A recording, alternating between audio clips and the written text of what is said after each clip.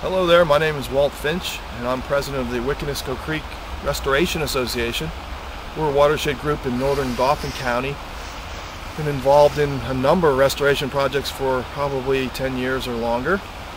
The one we're standing in front of right now is a limestone sand dosing project here in the headwaters of the west branch of Rattling Creek.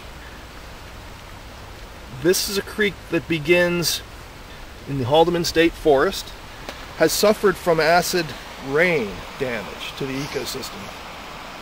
Despite the fact that we're in a pristine wooded area, pH in this creek has been measured as low as 3.6 or 3.9 in some of the spots. Unbelievably acid, due to the fact that the geology here contains no natural limestone.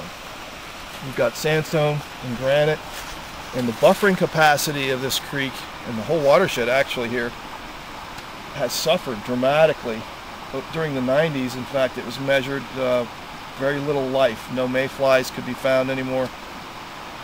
We heard there was a plan in place to do some restoration of this creek using limestone sand in the headwaters as a way of raising the pH and to buffer the acid rain. We're at one of our 6 dosing sites here. This one's called Minnick's Hit, where our volunteers, since 2000 actually we began this, we've been hand shoveling this limestone sand, and it's made a dramatic difference. As you'll see when we get down to the mouth of this creek, there are again native trout and other trout. One of the things to be aware of when you're looking at a project like this is the fact that we are dumping sand right into the water, and it's a limestone sand which will dissolve. We're sensitive to what biologists have told us that, you know, it could clog up the gills of fish and actually cause some problems. We're sensitive to that, so we don't overdose it. We do it on a minimal basis just to keep the pH high enough. The other thing in response to that would be there's a bunch of native sand here already from sandstone, so it's not like we're introducing something that's totally foreign to the ecosystem. What I'd like to do is show you how we can put some sand in here and see the reaction that occurs in the water, and possibly take you downstream then and show you what the results are.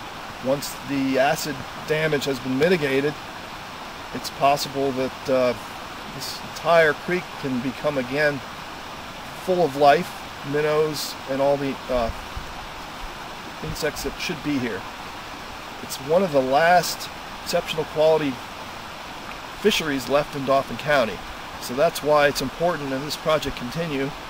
Our volunteers have worked long and hard hours, and with our partners DCNR, the Dauphin County Conservation District, DEP, we've been able to keep this project rolling along.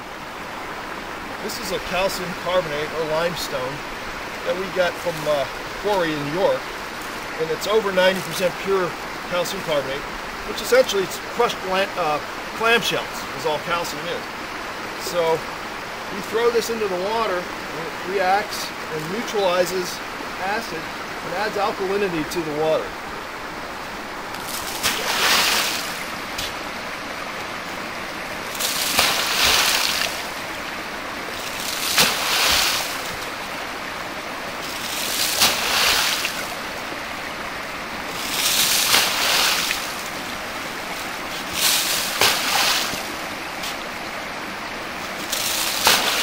You can see instantly that limestone sand pretty much dissolves in this acidy water. And is that all you put in? Is that the amount you normally put in?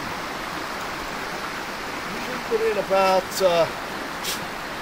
we try to get in about half a ton at a time or so. Which would, you know, this it's about 50 pounds in one of these shovels when it's wet like this.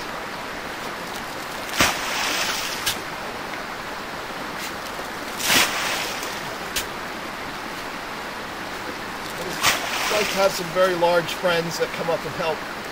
The more the merrier. We've had the bike club come up. There's a Rattling Creek Single Trackers bicycle club who does trail work up here and ride a lot. We've had those guys helping us. They see the wisdom in restoring this creek, as well as other sportsmen. One of the things I'd like to mention is that we've got a dedicated core of volunteers who come up here and shovel this stuff.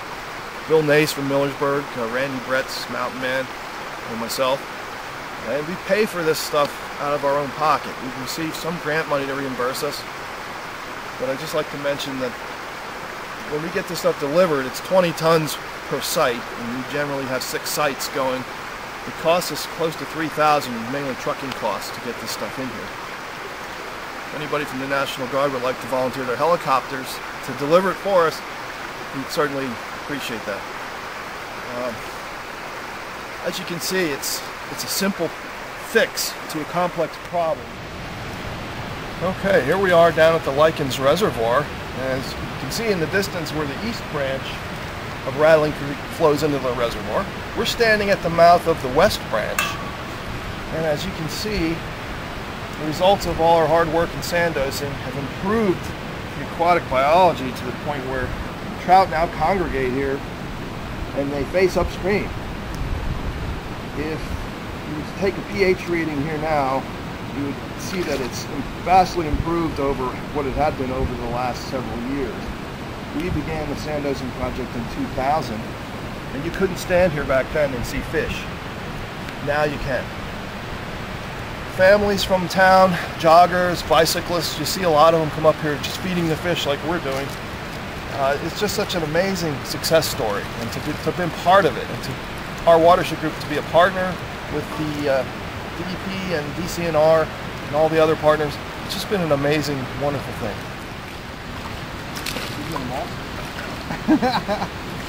And do they automatically go upstream then? Oh yeah, that's part of the salmon family, so they always look for the spawn. Oh yeah. And when do they spawn? Generally. Okay, this limestone sand dosing project here in this section of our watershed is one of many that we have going on. Our watershed is about 160 square miles. Our creek is the Wiconisco Creek, and it's about 42 miles in length. The headwaters are near the town of Muir, just to the east of Tower City, and the Porter Tunnel mine has been the bane of that creek forever. Now, fortunately, for the first time since the 1920s, treated. The water has flown through a treatment system since early this fall. Looking good. It's a very exciting time for the Wiconisco Creek. That project of a diversion well, which we attempted to maintain for years, was extremely labor intensive and discouraging project. Now, with the official treatment system in place, that project's no longer necessary. We're going to see an explosion of life coming back to the creek, I predict, within the next few years. So it's a very exciting time for the volunteers. We have another project called Bear Creek, which is just beginning the construction phase of the cells. That's north of Lykens. A small tributary high in iron adds a lot of metals to the creek. Once we get those cells in operation, we'll see a dramatic change as well from Lykens downstream in the Wiconisco watershed. And our groups have been active with partners. DCNR, we've partnered with DEP on some cleanups and tree plantings. We've had a newsletter in circulation for quite a while, and also made t-shirts showing off our watershed on the back of the shirt. I should have worn one of those today. In addition, we're going to begin a project very soon near Millersburg, near the Ned Smith Center, which would involve restoring some of the creek bed there with boulders and trees. Trout Unlimited's involved with that one, another one of our partners. And the Western PA Coalition for Abandoned Mine Reclamation has just given a grant for that project as well. That'll be happening this spring. So a lot of projects in the works, some encouraging things for the Wiconisco watershed, and this is just one small part. The tributary that feeds the Rattling Creek, which is an important tributary of Wiconisco Creek, it all adds up as you go downstream.